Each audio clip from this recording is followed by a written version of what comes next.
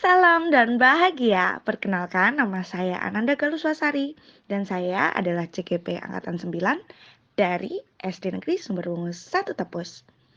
Kali ini saya akan mendiseminasikan aksi nyata saya pada modul 1.4 tentang budaya positif.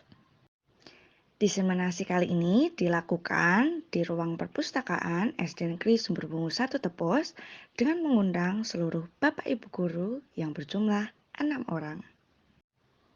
Namun sebelumnya, perkenalkan saya untuk menyampaikan latar belakang saya.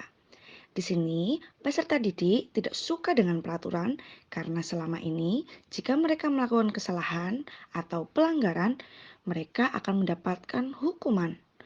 Dan hal ini cenderung membuat mereka menjadi tidak percaya diri dan malu. Dan ini adalah tujuan dari aksi nyata saya. Yang pertama adalah menciptakan murid yang merdeka dan memiliki disiplin diri yang kuat. Kedua adalah menumbuhkan budaya positif di lingkungan sekolah yang bersumber dari nilai-nilai kebajikan. Dan yang ketiga adalah menyelesaikan sesuatu permasalahan dengan prinsip restitusi. Dan ini adalah tolak ukurnya. Pertama, telah terbentuknya keyakinan kelas melalui kegiatan kesepakatan kelas yang dilakukan oleh guru dan siswa.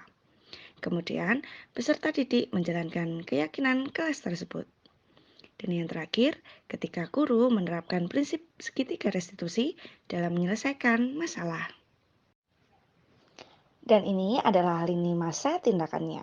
Pertama, saya menghadap kepala sekolah dan berdiskusi berkaitan dengan pentingnya budaya positif. Kemudian, saya berdiskusi dengan rekan sejawat terkait keyakinan kelas dan restitusi.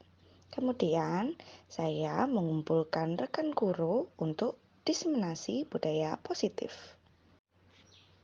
Dan ini adalah dukungan yang saya butuhkan.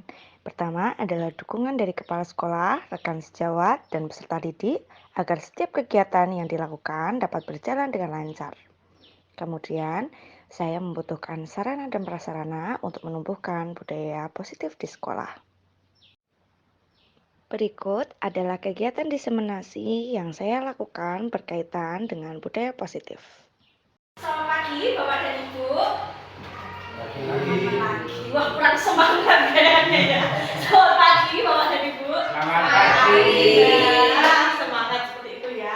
Sebelumnya saya ucapkan terima kasih untuk kehadiran Bapak Ibu di sosialisasi saya tentang budaya positif kali ini. Kali ini saya akan sedikit untuk menceritakan apa yang saya pelajari pada modul CGP saya. Ini berkaitan dengan budaya positif.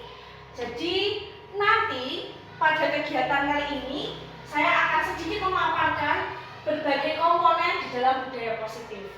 Jadi nanti kalau seandainya Bapak Ibu ada pertanyaan, bisa bertanya juga di dalam diskusi kali ini. Baik, ini adalah sedikit tentang aksi nyata saya.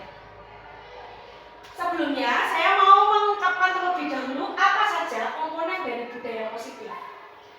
Pertama, ada perubahan paradigma belajar.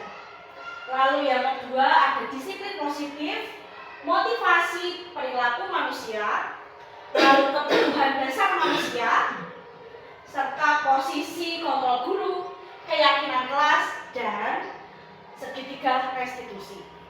Agar lebih memperdalam, saya akan sedikit menjelaskan satu persatu ya Bapak Ibu ya. Baik, jadi apa yang dimaksud dengan paradigma baru?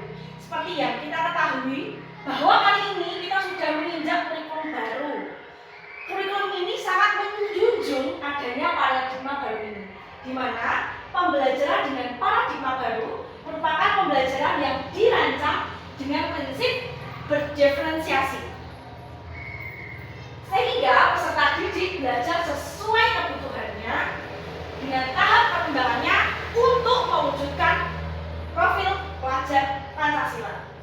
Jadi ada 6 dimensinya. Ada lagunya, pelajar Pancasila beriman dan bertakwa pada Tuhan Yang Esa dan berakhlak mulia, berkebinekaan global, gotong royong mandiri, kreatif dan bernalar kritis.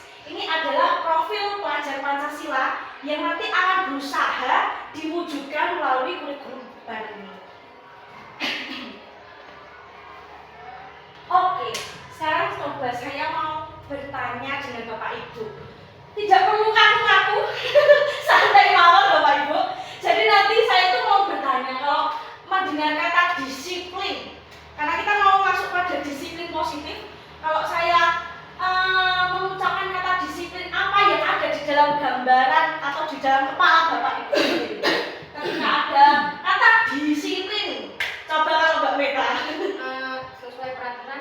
Sesuai peraturan, oke. Mungkin ada gambaran lain? Ada yang mau menjawab? Coba Mas Guntur, seperti Kak dalam sekali. Disiplin apa coba? Tepat waktu. Tepat waktu, oke. Kalau Pak Sas, kalau apa yang ada di dalam gambarannya ketika mendengar kata disiplin? Target tercapai. Target tercapai, oke. Pak Dani? Patuh dan taat. Patuh dan taat, oke. Disiplin, patuh dan taat. Coba, Bu Ika.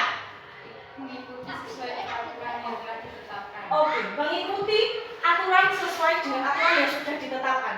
Kalau Bu Sri, kalau dengan disiplin apa yang ada di dalam gambaran Bu Sri? Menaati peraturan. Menaati peraturan. Oh, tadi saya mendengar bahwa di dalam percakapan Bapak Ibu, percakapan jawaban ya, jawaban Bapak Ibu itu ada yang bilang menaati peraturan, tertib, lalu sesuai target seperti itu. Lalu apa ya yang dimaksud dengan budaya positif itu sendiri, di mana ada disiplin positif di dalamnya? Baik. Jadi Bapak Ibu, apa yang dimaksud dengan disiplin positif dan nilai-nilai kebajikan? Jadi selama ini kita itu ada miskonsepsi. Sekolah itu sudah ada langsung peraturan, dilarang bla bla bla, dilarang terlambat, dilarang menggunakan pakaian yang tidak sopan, dilarang. Dan itu adalah ketetapan yang sudah ditetapkan sebelumnya oleh sekolah. Padahal ketika kita membuat sesuatu itu harus berdasarkan dengan kesepakatan. Nah, seharusnya ketika kita ingin ada disiplin positif di dalamnya, kita harus menumbuhkan motivasi intrinsik di dalamnya terlebih dahulu. Yang pertama, menumbuhkan kesadaran diri tentang nilai-nilai kebajikan. Jadi, diharapkan ke depannya, ketika tahun ajaran ke depan, itu sudah bukan lagi anak-anak ini loh peraturannya, tapi kita bersama-sama dengan anak-anak menyapai kesepakatan untuk mengetahui apa nilai-nilai yang ada di dalam dirinya yang menurutnya itu baik. Lalu di dalamnya, ketika sudah tumbuh kesadarannya, maka akan ada kontrol diri untuk melakukan tindakan. Jadi di sini diharapkan ketika ada kesepakatan di dalamnya, nanti anak-anak akan mengontrol dirinya seperti itu. Lalu setelah mereka bisa mengontrol dirinya, maka motivasi intrinsik, yaitu dari dalam anak-anak, dari dalam diri kita, itu yang akan menggerakkan kita, sehingga bukan lagi kita takut akan aturan, bukan lagi karena aku ingin taat peraturan karena memang sudah ada aturan, tapi memang karena itu adalah suatu kesepakatan yang sudah disepakati di awal. Nah, jadi disiplin positif itu adalah upaya orang tua atau pendidik dalam memperkuat hubungan dengan anak, memahami perspektif anak-anak, membangun empati, mengurangi hukuman, dan memperkuat kepercayaan. Disiplin positif diharapkan menjadi salah satu langkah untuk menjadi seorang yang lebih baik dalam jangka panjang. Selanjutnya,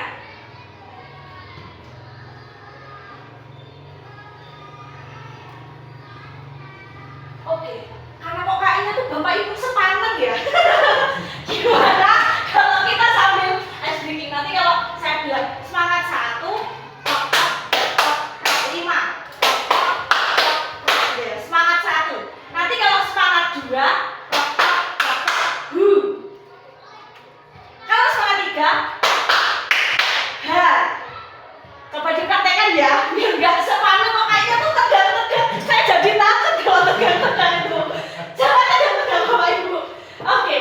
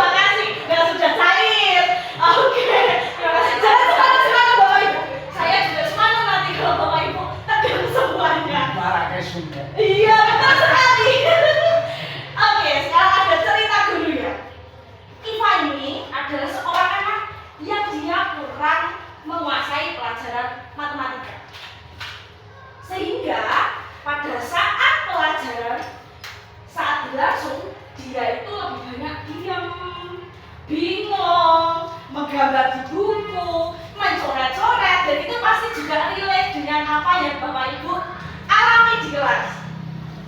Nah, tapi di sini ada seorang guru namanya Pak Seno menanyakan pertanyaan langsung ke Iva. Ivanya gugup, kebingungan. Nggak sengaja karena gugupnya dia menjatuhkan pensilnya, menjatuhkan tasnya seperti itu. Bahkan kursinya pun sampai jatuh karena dia saking gugupnya. Sehingga ketika ada kejadian tersebut, seluruh kelas itu menertawakannya.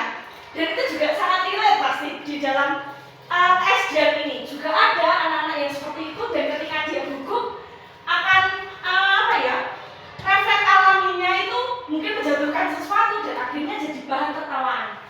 Tapi Bapak Ibu di sini bisa dilihat bahwa tindakan yang diambil Pak Seno ketika mengetahui bahwa Iva itu gugup, dia gagap, dia nggak bisa, dia menjatuhkan kursinya, gagap karena dia refleks itu tadi gugup.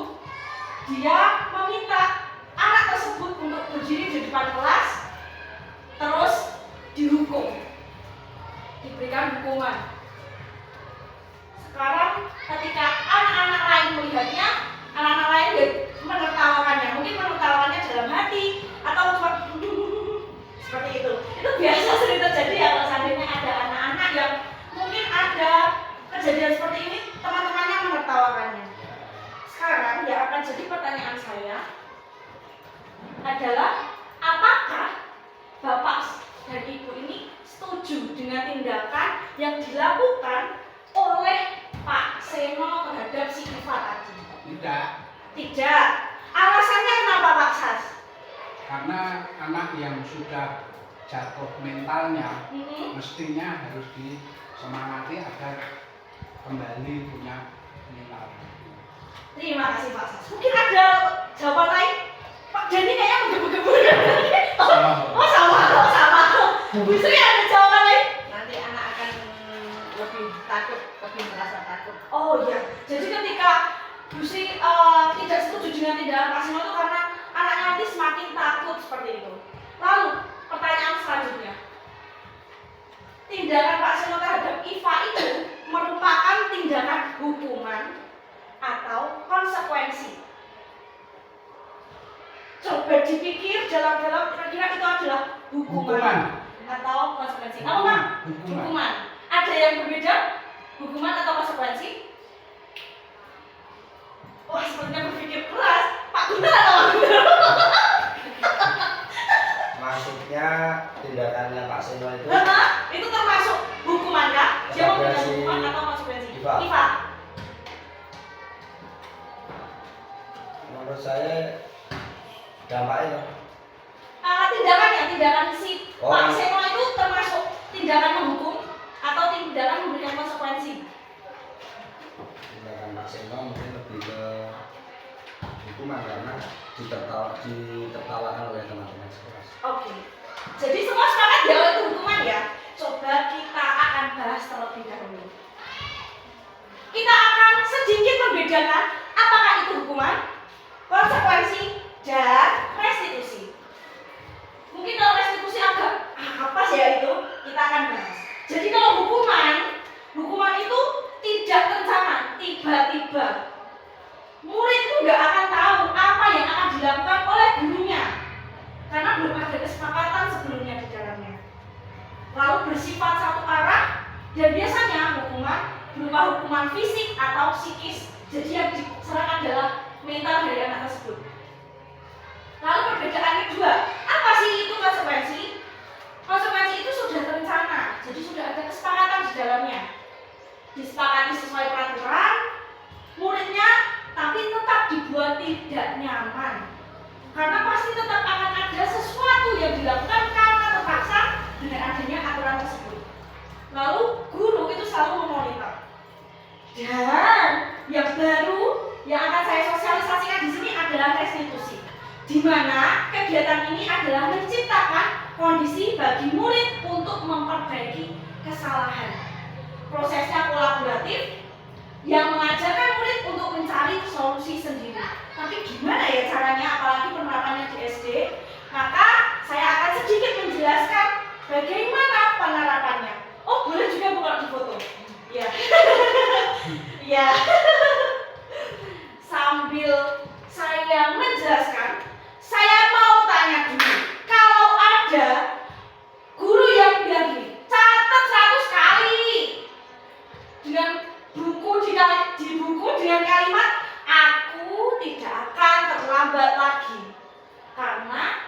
terlambat sekolah.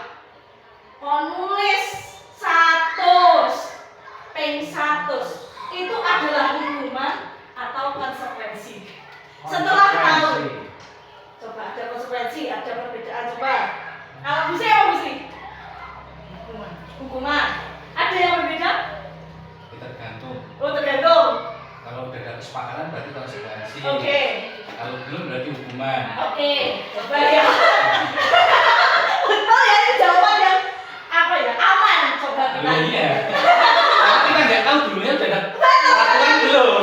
Betul sekali ya. Udah ada peraturan berarti konsekuensi. Ya, coba kita lihat. Jadi apakah ketika kita memberikan hukuman 100 kali loh, Bapak Ibu 100 kali menulis saya tidak akan terlambat, saya tidak akan terlambat, itu adalah hukuman. Jadi kenapa dikategorikan dengan hukuman? Karena seperti teori di awal, sifatnya satu arah. Oh, anak tidak tahu apa yang akan dilakukan oleh gurunya dan biasanya menyerang psikis ataupun fisik. Kalau 100 kali itu sangat banyak Bapak Ibu, dan itu sangat-sangat membuat beban untuk anaknya.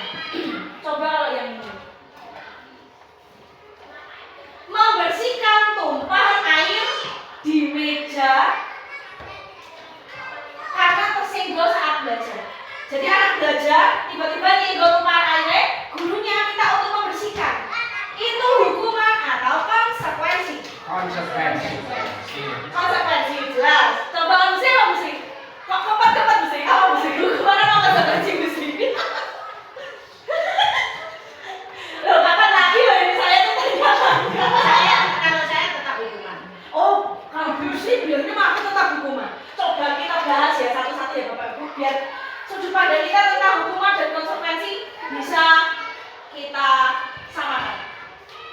Dan jawabannya adalah konsekuensi. Kenapa Bapak Ibu? Karena ketika kita melihat anak itu melakukan sebuah kesalahan dan itu sesuai dengan apa yang kita akan berikan solusi, yaitu membersihkan, itu termasuk dengan konsekuensi. Jadi kalau perbedaannya, hukuman itu fisik sekali atau psikis sekali menyerangnya. Kalau konsekuensi itu masih bisa dinelan sesuai dengan apa kesalahannya. Boleh sambil itu ya Bapak Ibu dinikmati biar nggak sepadan. Mas Guntur ayo dimakan dulu nggak apa-apa. Oke, sekarang ada anak yang dia tidak pakai sepatu warna hitam, tapi suruh keliling lapangan. Kira-kira itu hukuman apa konsekuensi? Hukuman. Betul sekali, wes pintar. Apa Pak Gani? Setuju ya? Setuju. Betul sekali. Ini adalah hukuman. Berarti sudah mulai sedikit ada kesamaan antara persepsi Bapak Ibu mengenai hukuman dan konsekuensi. Lalu, ketika kita sudah mempelajari tentang hukuman dan konsekuensi, kita harus tahu juga motivasi manusia di belakangnya. Anak-anak melakukan itu tuh biasanya karena apa ya? Satu, karena menghindari sesuatu yang tidak nyaman atau menghindari hukuman. Jadi ada rasa takut yang dibangun. Jadi yang melakukan hal tersebut itu karena ada rasa ketakutan, karena takut dihukum, takut nggak nyaman nantinya, buat nggak nyaman. Lalu ada motivasi yang kedua, di mana dia ingin dihargai oleh orang lain, dapat penghargaan. Jadi dia melakukan sesuatu itu biar dipuji orang, biar nggak dihukum, biar dia senang-senang aja dianggap baik oleh orang. Dan ada motivasi yang ketiga, mereka itu melakukannya karena mereka merasa bertanggung jawab atas nilai-nilai yang ada dan suatu kepercayaan yang ada di dalam dirinya. Kira-kira dari motivasi ini yang paling ideal yang mana Bapak Ibu? Motivasi ini pasti ada di dalam anak-anak kita, tapi yang paling ideal untuk anak-anak kita itu posisi menghindari hukuman kah? Atau hanya karena mendapat pujian kah? Atau karena mereka merasa bertanggung jawab atas nilai-nilai yang ada, yang sudah disepakati? Apa Bu Meta? Ketiga, oke coba. Ternyata kita akan membahasnya di slide selanjutnya.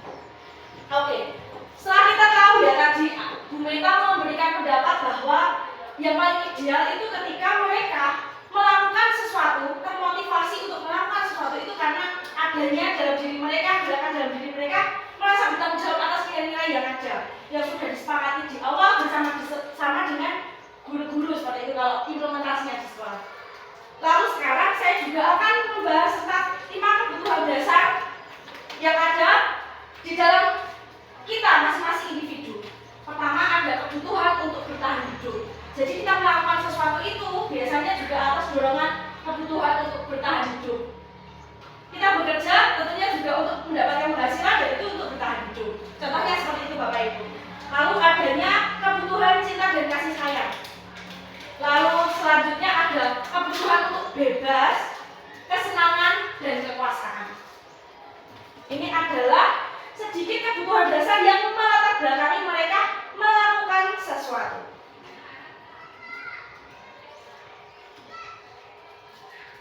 Nah, sekarang saya akan mengajak Bapak Ibu untuk mengetahui posisi kontrol guru. Di sini ada 5: penghukum, pembuat merasa bersalah, posisi teman, posisi pemantau, dan posisi manajer. Jadi, ketika kita menerapkan diri sebagai guru di dalam kontrol keras, kita itu ada di posisi yang mana kira-kira? Kita akan membahasnya.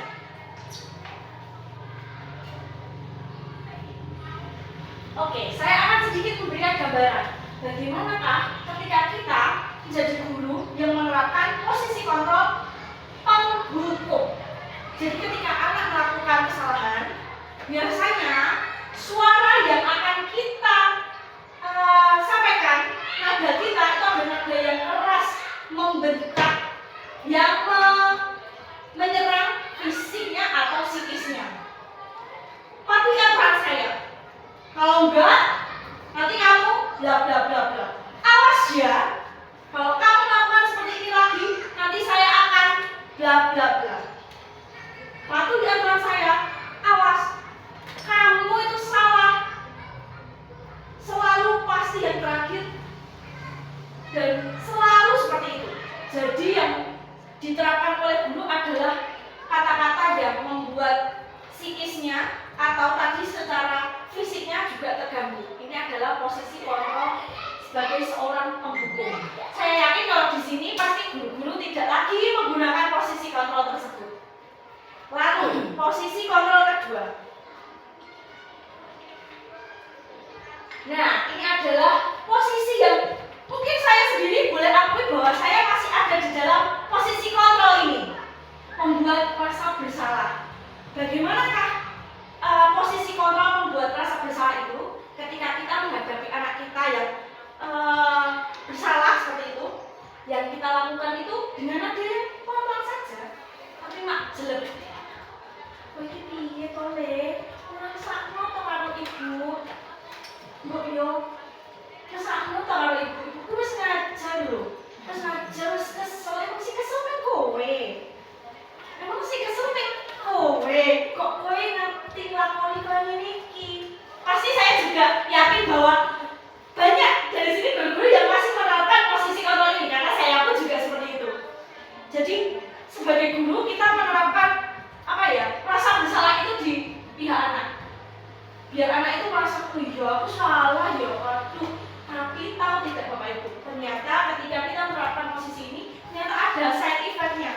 Efek sampingnya ketika anak itu merasa bersalah, dia akan melakukan sesuatu bukan atas dasar dia bertanggung jawab atas apa yang dia yakini dan nilai-nilainya, tapi karena dia merasa ketakutan, karena dia merasa bahwa oh ketika aku kayak gini nanti guruku gak nyaman, nanti aku juga bakalan diginiin sama guruku. Jadi ada rasa bersalah yang ditanamkan oleh guru. Selanjutnya ya. Nah ini juga mungkin saya juga akan mengakui bahwa saya itu juga ada di posisi kontrol ini, posisi kontrol teman. Jadi saking akrabnya kita dengan anak, kadang kita tidak bisa menempatkan posisi bahwa kita itu adalah seorang guru. Kita itu tetap ada ada apa ya? Posisi yang bisa juga untuk memberikan efek positif untuk anak. Tapi ternyata di dalam kegiatan pasti kita semakin akrab, semakin dekat. Jadi menggunakan posisi kontrol ini. Ayolah, bantu ibu lah. Ayolah dengan nada-nada bercanda. Alah le, ayolah le. Kok nak baru dimarahin piye lho? Jadi dari nada-nadanya juga sudah berbeda. Tapi seperti teman, seperti bercandaan seperti itu. Ya wes, ora apa-apa. Ini seseorangnya ya. Jadi dengan nada-nada yang bercanda. Nah, posisi kontrol seperti ini, mereka itu merasakan mungkin ada sedikit rasa nyaman karena dianggap sebagai teman. Tapi ternyata juga ada side effect-nya. Ketika kita terus menerapkan posisi ini, ternyata ada rasa tidak tanggung jawab di dalam diri anak. Karena mereka tidak tahu, tidak termotivasi dari dalam dirinya bahwa mereka melakukan kesalahan. Karena terus-menerus kita memberikan apa ya, semacam perkataan yang membuatnya nyaman ternyata. Dan berlaku sebagai teman. Selanjutnya, posisi pemantau. Dan ini juga sering pasti Bapak Ibu lakukan. Setiap anak melakukan kesalahan, ditanyakan, ayo aturannya opo nih? Coba le aturannya opo? Saiki opo sing kowe lakoke? Sanksi dan konsekuensinya apa? Jadi kita selalu menyangkut pautkan apa yang mereka lakukan dengan apa yang sudah menjadi peraturan. Dan saya yakin bahwa Bapak Ibu juga sering melakukan seperti itu karena saya juga melakukan hal yang sama. Jadi kalau seandainya anak melakukan kesalahan, itu kita tanyanya, coba le peraturannya apa ya? Ternyata itu juga ada side effect-nya. Ketika mereka melakukan sesuatu sesuai dengan aturan yang sudah ditetapkan zaman dulu, yang mereka sendiri tidak punya kesepakatan untuk sama-sama menyepakati aturan tersebut. Ini adalah posisi pemantau. Lalu posisi terakhir, ini adalah posisi manajer. Jangan dibayangkan seperti ketika manajer mengurus suatu perusahaan. Ini posisi yang berbeda. Ketika posisi ini kita melihat suatu kesalahan anak, kita mencoba untuk menggali keyakinan yang ada di dalam diri anak yang membuat mereka bisa menentukan solusinya sendiri. Apa yang kita yakini? Apa yang kita yakini? Itu adalah pertanyaan ketika kita sudah membuat suatu keyakinan kelas. Jadi semacam kesepakatan. Jadi guru memberikan pertanyaan yang membuat anak berpikir ke belakang, apa ya nilai-nilai yang sudah saya yakini? Apakah kamu meyakininya? Jika kamu meyakininya, apakah kamu sedia untuk memperbaikinya? Jadi bukan lagi tentang paksaan, bukan lagi menuntut anak, tapi mengembalikan lagi kepada anak.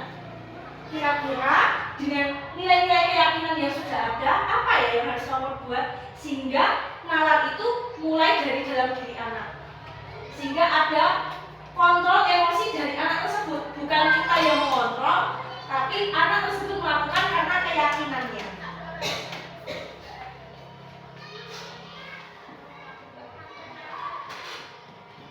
Oke, sebelum kita ke keyakinan kelas, setelah mengetahui dari 5 posisi kontrol itu, kira-kira mana posisi kontrol yang sering Bapak Ibu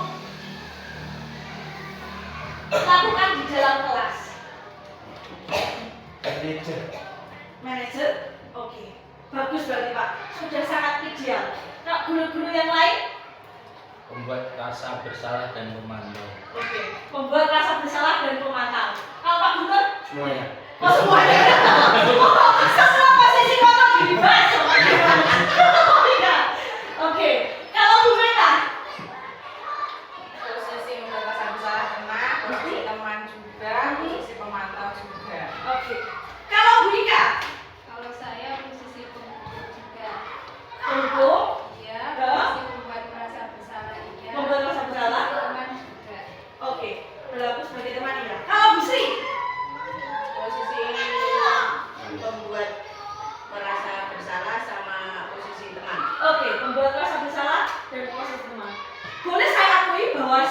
juga masih belajar Bapak Ibu untuk bisa menerapkan posisi yang ideal seperti Pak Sas tadi mengatakan bahwa apa yang beliau lakukan adalah posisi manajer, di mana ketika kita melihat ada kesalahan yang dilakukan anak, kita bukan lagi menuntutnya atau menghukumnya atau membuat dia merasa bersalah, tapi mencoba untuk masuk dalam motivasi intrinsiknya untuk menggali nilai-nilai keyakinan yang sudah dia yakini.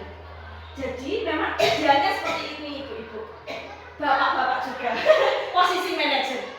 Tapi tentu itu perlu proses yang sangat panjang, karena saya yakin bahwa di SD ini masalahnya sangat kompleks. Bahkan yang melakukan kesalahan kadang anak-anak itu saja seperti itu ya. Jadi kadang kita juga ada rasa gemes gitu ya.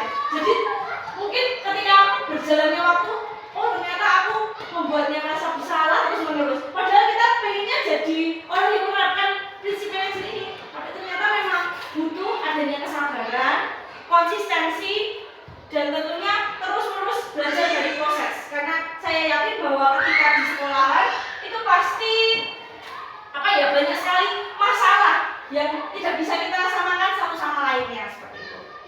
Lanjutnya,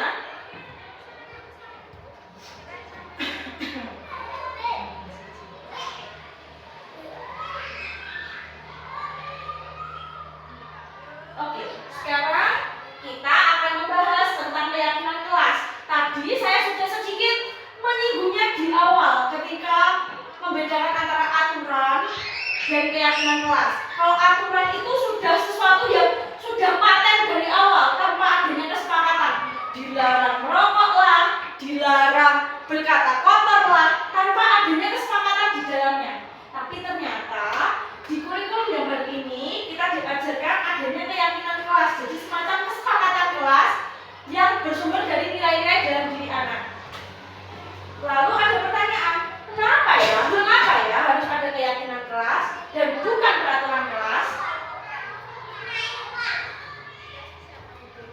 Oke, sama seperti apa yang sudah saya jelaskan tadi, bahwa peraturan kelas itu adalah dilakukan tanpa adanya persetujuan dari pihak yang harus melaksanakan.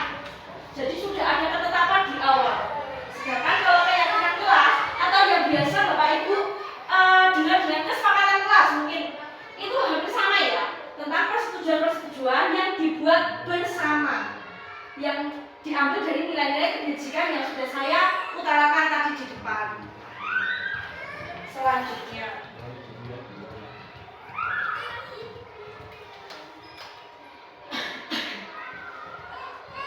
baik, mungkin ini nanti juga akan menjadi sebuah gerakan baru ke depannya, bagaimana kita merancang kelas kita agar posisi kita bukan hanya menjadi posisi yang membuat rasa bersalah, lalu posisi yang hanya menghukum seperti itu, atau yang saklek dengan peraturan, tapi kita juga bisa menerapkan keyakinan kelas. Pertama, yang perlu dilakukan adalah mengajak warga kelas untuk berpendapat mengenai peraturan yang perlu disepakati. Jadi ketika awal pembelajaran itu kan biasanya ada semacam perkumpulan warga sekolah dari orang tua seperti itu yang akan menyepakati peraturan-peraturan, dan peraturan ini nanti akan kita gali lagi di dalam diri anak-anak. Aturannya apa ya Le?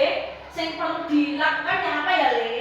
Setelah itu kita bisa mencatatnya, atau kalau kelas rendah mungkin juga mencatat.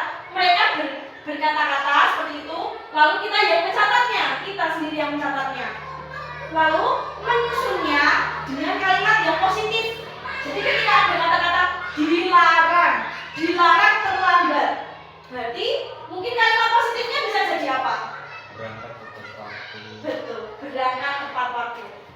Dilarang mengganggu teman, berarti kalimat positifnya bisa menyayangi teman, bermain dengan aman, seperti itu. Jadi kata-katanya tidak ada dilarang atau tidak, seperti itu ya Bapak Ibu ya. Lalu mengevaluasi kembali pendapat yang sudah dicatat.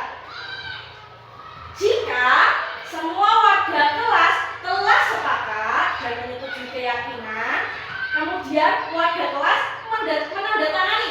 Kalau anak-anak kelas 1 belum bisa tanda tangan, atau mungkin mau dikreasikan oleh Bapak Ibu, bisa dengan cap jempol, atau anak-anak kita cuma sedikit pakai cap tangan juga bisa.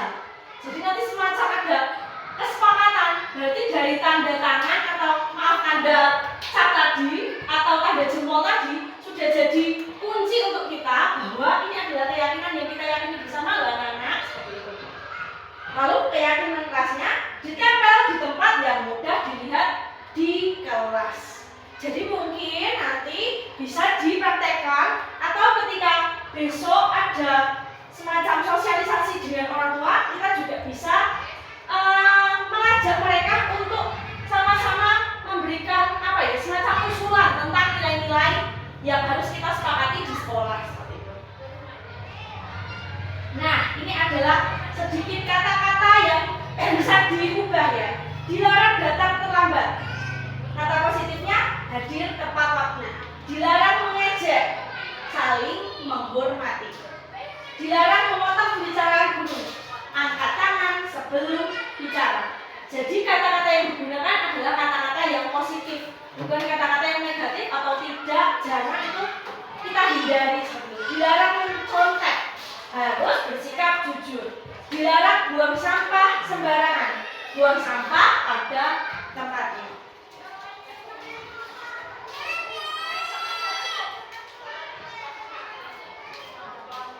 Selanjutnya, saya sedikit akan menyinggung tentang tadi di awal ada hukuman, konsekuensi, dan satunya adalah restitusi.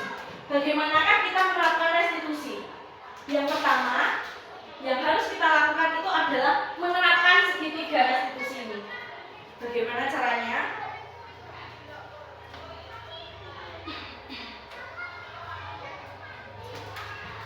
Ini adalah langkahnya.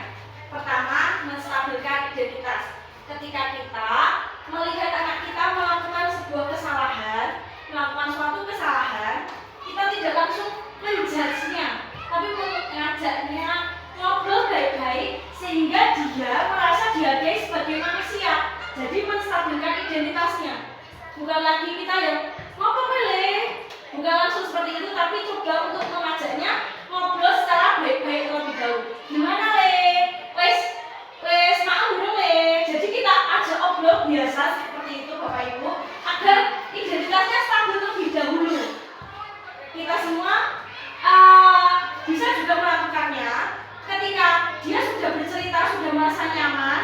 Kita mencoba untuk memposisikan diri pada posisinya.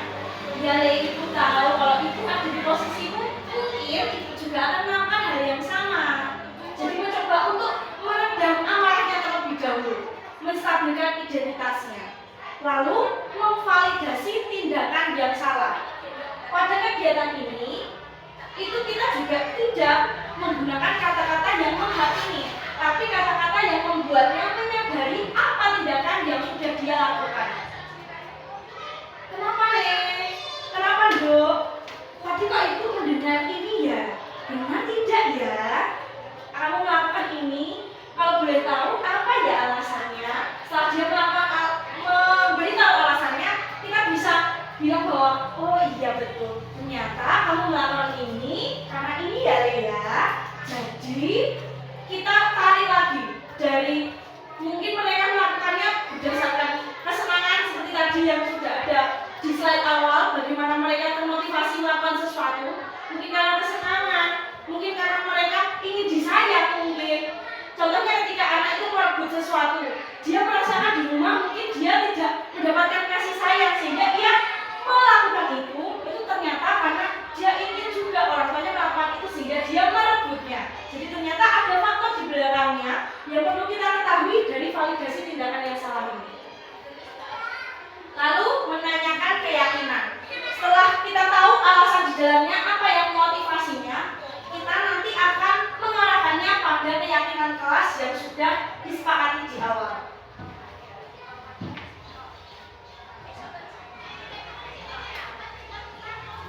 Nah, ini adalah sedikit kasus dari saya. Ini adalah praktek yang saya lakukan kepada anak. Mungkin bisa menjadi sedikit gambaran apa yang bisa Bapak Ibu lakukan untuk melakukan kegiatan restitusi nggak yang sakit-sakit juga Bapak Ibu. Tetap seperti biasanya, saya yakin bahwa Bapak Ibu juga kerap juga melakukan hal ini dengan memvalidasi tindakannya, meyakinkan menstabilkan identitasnya. Saya yakin bahwa Bapak Ibu secara tidak sadar itu juga melakukan hal ini. Dan ini adalah sedikit kasus dari anak saya ketika dia nggak fokus, dia malah asik makan jajannya ketika pelajaran. Lalu saya tanyakan alasannya, saya mencoba untuk mengetahui apakah dia yakin dengan nilai-nilai keyakinan yang sudah kita sepakati di awal. Sebentar.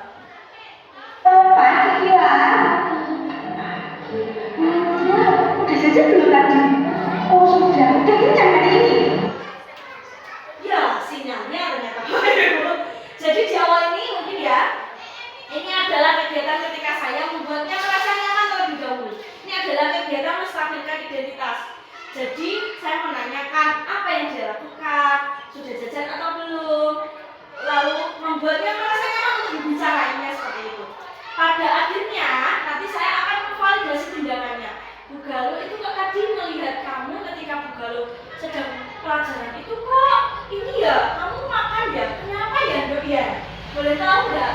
Lalu ternyata didapatkan alasan, ternyata Ila itu belum sarapan pagi. Dia bilang bahwa aku tuh biasa sarapan pagi Bu, tapi saya nggak sarapan hari ini. Ternyata ketika saya melihat itu ternyata ada faktor yang membuatnya makan di kelas itu tadi, yaitu untuk bertahan hidup kalau dimotivasi di awal itu. Sehingga kita harus coba untuk memposisikan diri, oh seperti itu ya, iya kalau ibu lapar ibu ya pasti makan, tapi coba kita ingat-ingat lagi keyakinan kita. Coba kalau di kelas itu kita harus apa ya Le, harus apa ya Dok yang seperti kita sepakati. Bu harus dengerin ibu.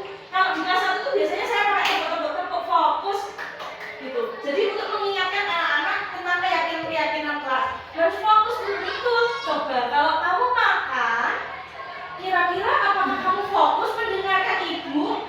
Enggak Bu. Jadi dia tahu sendiri dengan kita memberinya. Mungkin nanti kalau di kelas tinggi akan dengan penerapan yang berbeda karena mereka sudah memahami tentang keyakinan kelas itu sendiri. Kalau anak-anak kelas rendah mungkin harus dipancing-pancing ya Bapak Ibu ya, sehingga muncul adanya keyakinan kelas dan nanti anak itu akan merasa sendiri bahwa seharusnya saya melakukan hal ini, bukan hal ini. Jadi benar-benar mulai dari anak tersebut seperti itu.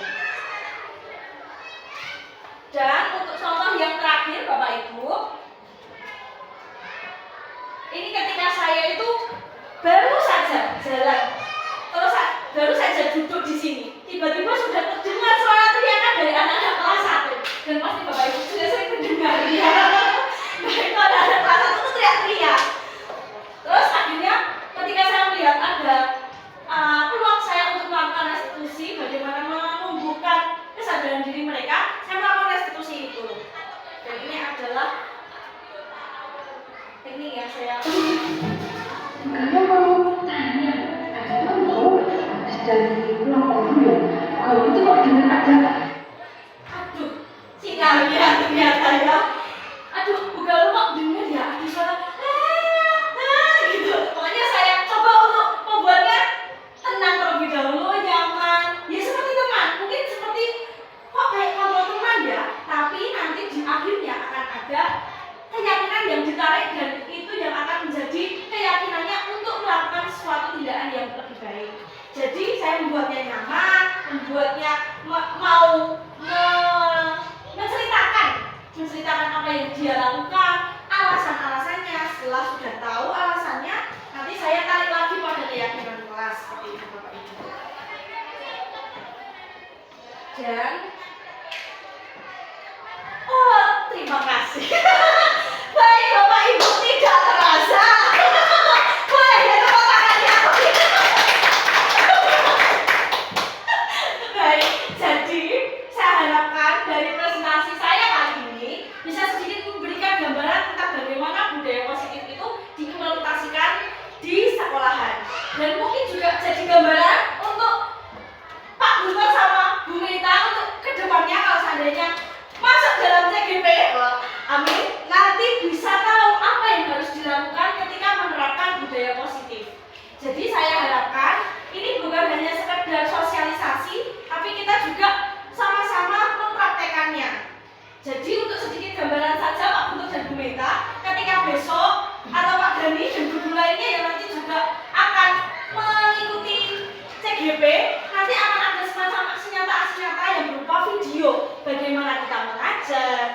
bagaimana penerapan budaya positif, bagaimana anak-anak melakukan sesuatu, kegiatan-kegiatan inovasi, itu bisa kita cicil dari sekarang dengan menerapkan budaya positif ini. Semoga bermanfaat ya Bapak Ibu. Sekian dan terima kasih. Tepuk tangan lagi. Terima kasih. Ya, Ya, terima kasih untuk yang saya rasakan setelah Bugalo itu mengikuti CGP ya. ya. Ini ada dua hal. Yang pertama tentang Bugalo, timbul satu motivasi setelah di CGP mungkin mendapat pengetahuan, kreativitas, sehingga dia semakin tumbuh kepercayaan dirinya, keinginannya bahwa ternyata jadi guru itu asik, sehingga dia termotivasi untuk berkreasi. Nah, untuk materi CGP yang saya tahu kadang-kadang itu Bugalo itu presentasi dan sebagainya. Ya, saya tahu itu materinya sangat bagus. Tetapi karena waktu ya tidak mungkin kalau belajar itu semua komponen itu satu itu sekaligus. Jadi komponen-komponen itu dipisah-pisah. Nah, mohon untuk dicermati bahwa komponen satu dengan yang lain dalam materi itu adalah satu kesatuan, tidak bisa diterapkan satu-satu. Cara belajarnya saja satu-satu, tetapi untuk berhasil dalam menerapkannya itu perlu menggabungkan semua komponen dalam satu kegiatan. Mungkin gitu. Ya, terima kasih Bapak. Ya, sama-sama. Namaku Sina, aku murid Bugalo. Aku merasa senang kalau diajarkan Bugalo Karena apa sayang? karena Bugalo asik. Oke.